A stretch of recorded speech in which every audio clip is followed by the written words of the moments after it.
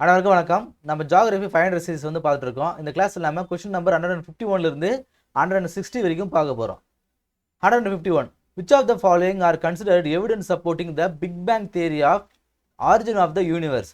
So இந்த universe உருவாகக்கூடிய அந்த ஆரிஜின் தியரி வந்து நிறைய பேர் சொல்லியிருப்பாங்க. ஸோ அதில் இந்த பிக் பேங் தியரியை சப்போர்ட் பண்ணக்கூடிய எவிடன்ஸ் கீழே இருக்கக்கூடியதில் எது இதெல்லாம் சரி அப்படின்னு கேட்டிருக்காங்க. Red shift of distant galaxies.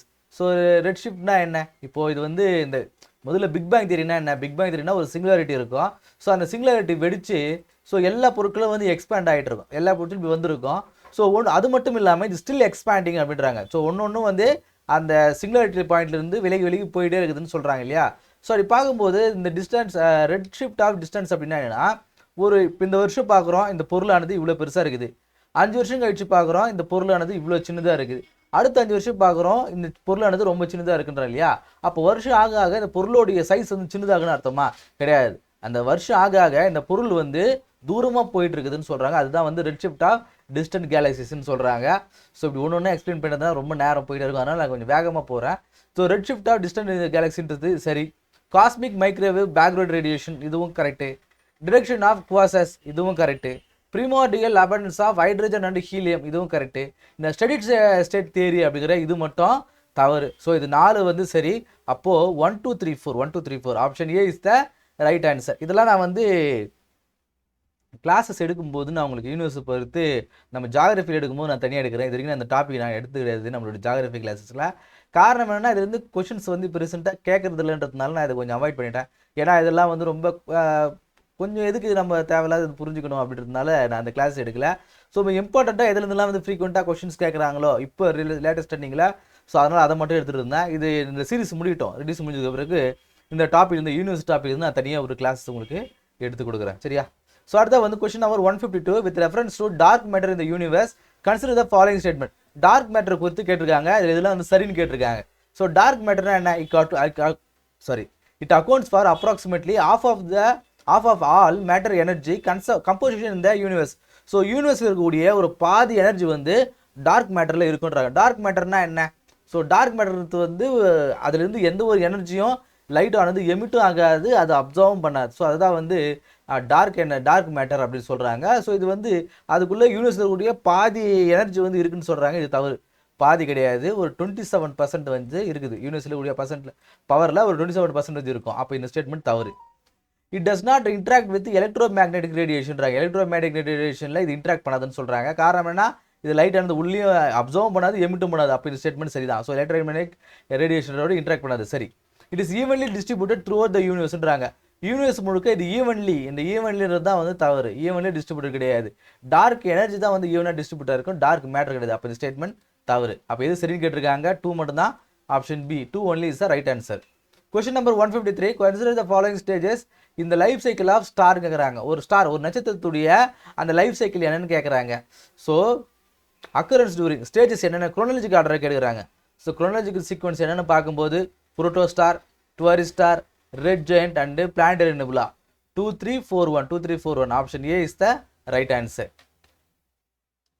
So question number 154 a boat is sailing through Bab el Mandeb state. இப்போ ஏதாவது இதில் ரொம்ப ஃபாஸ்ட்டாக போகிறோம் அப்படின்னு நினைக்காதுங்க. ஜியோகிராஃபியில் ரொம்ப முக்கியமான விஷயங்கள் மட்டும்தான். ஸோ இதெல்லாம் வந்து இந்த பேசிக்ஸில் நம்ம சாங்காக இருக்கன்றதுக்காக சில விஷயங்கள்லாம் சொல்லுவேன். சில விஷயங்கள்லாம் கடந்து போகிறோம் அப்படின்னா அவங்க நேரத்தை வீணடிக்க கூடாதுன்றதுக்காக. ஸோ அதனால் இதெல்லாம் சொல்லலை. ஏற்கனவே கிளாஸஸ்லாம் வந்து இப்போ பாலிட்டியில் வந்து நான் 20 நிமிஷம் வரையும் கூட நான் கிளாஸ் கொடுக்குறேன். ஏன்னா ரொம்ப இம்பார்ட்டன்ட். ஏன்னா அது நமக்கு தெரியும், ஷார்ட்டாக நம்ம அடிக்கலாம். ஆனால் ஜியோகிராஃபியில் அது வருமா என்னன்னு தெரியாது. ஸோ அதனால் எதுக்காக அப்படின்ற ரிப்பீட்டட் ஏரியாஸில் நான் கொஞ்சம் விலைக்கு தான் சொல்கிறேன். சரிங்களா? So question number 154 a boat is sailing through a Babel Mandap state at night. The navigation uses Polaris to guide its direction. If the destination is Kerala coast of India, in which direction should the boat generally sailறாங்க. So இதான் வந்து African African continent. African continent எங்கே இருக்குமா? இது Arabian peninsula அப்படின்னா. So இதான் வந்து Bab el Mandeb strait. So Bab el Mandeb strait இங்கே இருக்குது, கேரளா வந்து இங்கே இருக்குதுன்னு வச்சுங்களேன். இதுதான் கேரளா. சரியா? ஸோ இப்போ இது வழியாக நம்ம வந்து நார்த் ஸ்டார் இதுதான் நார்த்து. ஸோ நார்த் ஸ்டார் ஆனது இங்கே இருக்குதுன்னு வச்சுங்களேன். ஸோ இது டைரெக்ஷன் இங்கேருந்து வரணும், நம்ம கேரளாவை நோக்கி போகணும். எந்த டைரெக்ஷனில் போவீங்க அப்படின்னு கேட்குறாங்க. ஸோ இப்படி வரும்போது சவுத் ஈஸ்ட் இந்த வழியாக தான் வரணும், இந்த வழியாக இப்படி போகணும்னு வச்சுங்களேன். 4 ஸ்டாருக்கு destination Kerala star. In which direction should the boat generally stay? சரியா, அதோடைய டைரக்ஷனில் போலாருடைய டைரக்ஷனில் பார்க்கும்பொழுது keeping Polaris to the left. இந்த போலரஸ் ஆனது லெஃப்ட்டில் இருக்கணும், போலரஸ் ஆனது லெஃப்ட்டில் இருக்கும். இப்போ போட்டானது இப்படி வருது, இப்படி திரும்பும்போது இதோடைய லெஃப்ட்டில் வந்து லெஃப்டோட சைடு தானே போட்டுக்கு இது பார்க்கும்போது இது ரைட்டு, இது வந்து left. Keeping Polaris to the left அப்படின்னா லெஃப்ட் பக்கம் இருக்கணும். அந்த மாதிரி வந்தோம்னா நம்ம கேரளாவை அடையலான்றாங்க. Option C is the right answer. Question number 155 with reference to difference between inner and outer planets இந்த சோலார் சிஸ்டம். நம்ம தெரியும் சூரியன் இருக்குது, அதை சுற்றி வந்து நிறைய பிளானட்ஸ் வந்து இருக்கு. ஸோ இந்த இன்னர் பிளானட்ஸ் அப்படிங்கிறத வீனஸ் வரைக்கும் சொல்லலாம். வீனஸ் வரைக்கும், மெர்க்குரியிலேருந்து வீனஸ் வரைக்கும் இருக்கக்கூடியதை, வீனஸ் பாருங்க, மெர்க்குரியிலேருந்து மார்ஸ் வரைக்கும் இருக்கக்கூடியதை டெரிஸ்ட்ரியல் பிளானட்னு சொல்லுவாங்க. அதுக்கு மேலே இருக்கக்கூடிய பிளானட்ஸ் வந்து ஜோவியன் பிளானட்னு சொல்லுவாங்க. ஸோ டெரிட்டரியல் பிளானட்ஸ் எல்லாமே ரொம்ப டென்ஸ்டாக இருக்கும், ரொம்ப ஸ்லோவாக வந்து ரொட்டேட் ஆகும். ஆனால் அதெல்லாம் வந்து அதே போல் சின்னதாகவும் இருக்கும். அந்த ஜோவியன் பிளானட் இருக்கக்கூடியதெல்லாம் வந்து அளவில் பெருசாக இருக்கும், ரொம்ப ஃபாஸ்ட்டாக வந்து சுற்றக்கூடியதாக இருக்கும். அதே போல் கேஸ் அண்டு ஐஸ் ஃபார்மேஷனாக இருக்கும். இது வந்து ராக் ஃபார்மேஷனாக இருக்கும், அது கேஸ் வந்து ஐஸ் ஃபார்மேஷனாக இருக்கும். ஸோ இதுதான் இதில் வந்து சரின்னு கேட்டிருக்காங்க. Difference between inner planet and outer planet. சரிங்களா, the inner planets rotate on their axis slower than the outer planet. So அதோடைய ஆக்சஸில் ரொம்ப ஸ்லோவாக சுற்றும், அவுட்டர் பிளானட்டோட இது ரொம்ப ஸ்லோவாக சுற்றும்னு சொல்கிறாங்க. இது சரிதான். அடுத்து ஸோ இப்போ ஜூபிட்டர்லாம் பார்த்தீங்கன்னா 10 மணி நேரத்தில் வந்து ரொட்டேட் ஆகும். ஆனால் நம்ம பூமியானது 24 மணி நேரம் ஆகும் சுற்றுறதுக்கு. The inner planets are smaller and denser than outer planets. Correct தான், இன்னர் பிளானட்ஸ் ஆனது ரொம்ப ஸ்மாலாக இருக்கும், அதே போல் அடர்த்தியாகவும் இருக்கும். Correct. The inner planets have higher surface gravity than outer planets. So inner planets ஆனது அவுட்டர் பிளானட்ஸோட பெரிய சர்ஃபேஸ் கிராவிட்டி இருக்குன்றாங்க. இது தவறு. காரணம் என்ன, இப்போ ஜூபிட்டர் ரொம்ப பெருசாக இருக்கும், பூமியானது சின்னதாக இருக்கும். ஸோ இந்த சர்ஃபேஸ் கிராவிட்டி அப்படிங்கிறது அவுட்டர் பிளானட் தான் அதிகமாக இருக்கும், இன்னர் பிளானட் கிடையாது. அப்போ இது தவறு. ஸோ இது சரின்னு கேட்டிருக்காங்க. 1 and 2 option C is the right answer. Question number 156. Consider the following statement regarding the planets in our solar system. Solar system இருக்கக்கூடிய planets கொடுத்துருக்காங்க. இதில் சரின்னு கேட்டிருக்காங்க. Venus and Uranus are the only planet that rotate in a clockwise direction. Clockwise directionனா என்ன, கடிகார மணி இப்படி சுற்றுது இல்லையா? ஸோ இந்த மாதிரி சுற்றக்கூடியது வந்து இது 2 மணி தான் வந்து சுற்றுன்றாங்க. மற்ற எல்லாமே வந்து இது வந்து ரெட்ரோகிரேடுன்னு சொல்கிறாங்க. மற்ற எல்லா பிளானட்டுமே வந்து ஆன்டி கிளாக்வைஸ் சுற்றும். ஸோ ஆன்டி கிளாக்வைஸ் வந்து சுற்றும். இது வந்து நார்த்லேருந்து பார்க்கும்போது, நார்த் போலேருந்து பார்க்கும்போது நம்மளால இது விசிபிள் பண்ண முடியும். ஸோ இப்படி ஆன்டி கிளாக்வைஸ் சுற்றுறது வந்து ப்ரோகிரேட்னு சொல்லுவாங்க. இது வந்து ரெட்ரோகிரேட்னு சொல்லுவாங்க, இது வந்து ப்ரோகிரேட் அப்படின்னு சொல்லுவாங்க. அப்போ இந்த ஸ்டேட்மெண்ட் சரி. Uranus takes the maximum time to complete 1 revolution around the Neptune around the சன்றாங்க. ஸோ யுரேனஸ் தான் வந்து பூமியை சுற்றக்கூடியது அதிக டைம் எடுத்துக்கிட்டு சொல்கிறாங்க. இது தவறு. நெப்டியூன் தான், நெப்டியூன் ப்ளூட்டோ நம்ம கன்சிடர் பண்ணாதனால லாஸ்ட்டாக இருக்கக்கூடிய பிளானட் வந்து நெப்டியூன் தான். அப்போ நெப்டியூன் தான் அதிகமான சுற்றக்கூடிய ஒரு planet. Earth is the tensest planet இந்த சோலார் சிஸ்டம். சோலார் சிஸ்டம்லேயே வந்து எர்த் தான் ரொம்ப அடர்த்தியான கிரகம்னு சொல்கிறாங்க. கரெக்டு தான். ஏன்னா வந்து இதில் நம்ம பார்க்குறோம் இந்த கோர்லாம் வந்து நிக்கல்னால அயனால் உருவானதுனால ரொம்ப டென்ஸாக இருக்கும். Mercury and Venus are the only planet without any moons. மெர்க்குரிக்கும் வீனஸும் தான் வந்து மூணே இல்லைன்றாங்க. இது சரிதான். ஸோ இப்படி பார்க்கும்போது 1, 3, 4, 3 C is the right answer. Question number 157. Which of the following planet is described by the statement given below? So கீழே ஒரு 3 ஸ்டேட்மெண்ட் கொடுத்துருக்காங்க. இந்த 3 ஸ்டேட்மெண்ட்டில் எது சரியானது, அதாவது கீழே கூடிய பிளானட்டில் எது குறிக்குதுன்னு கேட்குறாங்க. ஸோ இது அட்மாஸ்பியர் வந்து திக்காக இருக்கும், கார்பன் டை ஆக்சைடு வந்து ரிச்சாக இருக்குன்னு சொல்கிறாங்க, அதிகமாக இருக்குன்றாங்க. It is the hottest planet இந்த சோலார் சிஸ்டம். சோலார் சிஸ்டம்லேயே வந்து ரொம்ப ஹாட்டஸ்டான பிளானட்றாங்க.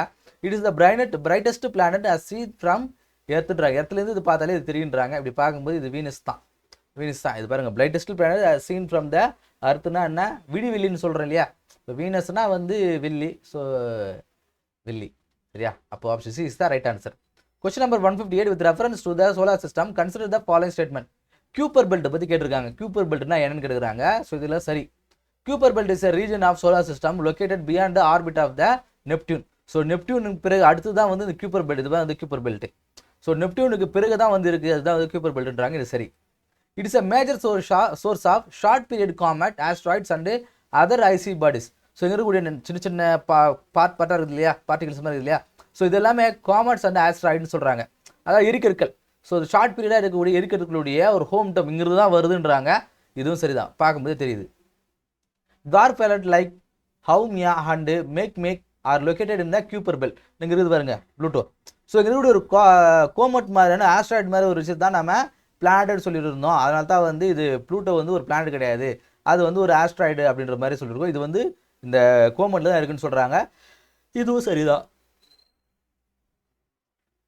சாரி, அப்போது மூணுமே வந்து சரி. அப்போ மூணுமே சரி இருந்தாலும் option D 1, 2, 3 is the right answer.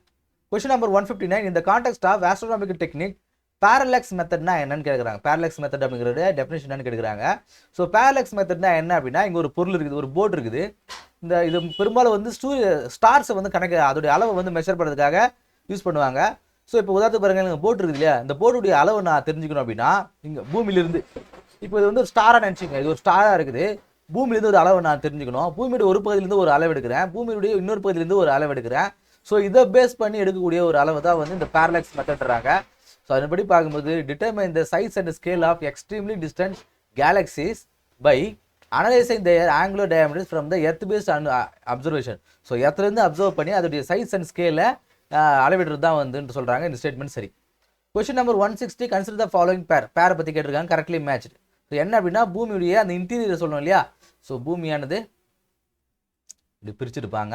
So அதாவது மேலே வந்து கிரஸ்டர் இருக்கும், மேண்டல் இருக்கும், கோர் இருக்கும். ஸோ இதில் பார்த்தீங்கன்னா அப்பர் மேண்டல், லோயர் மேண்டல் இருக்கும், அதே போல் அவுட்டர் கோர், இன்னர் கோர்னு இருக்கும். ஸோ இந்த ஒவ்வொரு பார்ட்டுக்கும், இப்போ கோருக்கும் மேண்டல் இருக்கக்கூடிய இந்த பகுதி இல்லையா, அதுதான் வந்து டிஸ்கண்டினியூன்னு சொல்கிறாங்க. அதாவது வெவ்வேறு லேயராக பிரிச்சிருப்பாங்க. ஸோ ஒரு லேயருக்கு இன்னொரு லேயருக்கு கூடிய அந்த இடைப்பட்ட பகுதி தான் வந்து டிஸ்கண்டினியூட்டின்றாங்க. சரி, அது என்னன்னு கேட்குறாங்க. இந்த கான்கிரீட் டிஸ்கண்டினியூ அப்படிங்கிறது separate the upper crust and lower crust. Upper கிரஸ்ட்டையும் லோவர் கிரஸ்ட்டையும் வந்து செப்பரேட் பண்ணக்கூடியது சரிதான். மொஹோரோவிக் டிஸ்கண்டினியூ அப்படிங்கிறது separate the crust and mantle of the எர்த்ன்றது. ஸோ இதுவும் சரிதான். ரெப்பிட்டி டிஸ்கண்டினியூட்டி அப்படிங்கிறது separate the mantle and the outer core of எர்த்ன்றாங்க. இது தவறு. Gutenberg discontinuity separate the upper mantle and lower mantle of the எர்த்ன்றாங்க. இதுவும் தவறு தான். ஸோ என்னன்னா ஸ்வாப் பண்ணி கொடுத்துருக்காங்க. ஸோ பாருங்கள், ரெப்பிட்டி அப்படிங்கிறது separate the upper mantle and lower mantle. So இது பாருங்கள், கிரஸ்ட்டு, மேண்டலு, அதில் அப்பர் மேண்டல், லோவர் மேண்டலு, அப்புறம் வந்து மேண்டல் அண்ட் அவுட்டர் கோர். புரியுதுங்களா? ஸோ 1, 2, 3, இது 4 வரிசை தான் கொடுத்துருக்காங்க. இங்கே டைலாக் மட்டும் தான் மாற்றி கொடுத்துருக்காங்க. சரியா? ஸோ அப்படி பார்க்கும்போது எது சரி? 1, 2, be only 2 is the right answer. So இந்த கிளாஸில் ஜாகிரஃபியில் ஃபிசிக்கல் ஜாகிரஃபி வந்து பார்த்துட்டு இருக்கோம். ஸோ யூனிவர்ஸ் ரிலேட்டடாக இந்த கிளாஸில் ஒரு 10 கொஸ்டின் பார்த்துருப்போம். ஏதோ ஒரு கொஞ்சம் இது புரியாத மாதிரி தான் இருக்குது. இந்த டாபிக் கொஞ்சம் பாஸ்ட்டாகவும் போயிருந்தேன் நான்.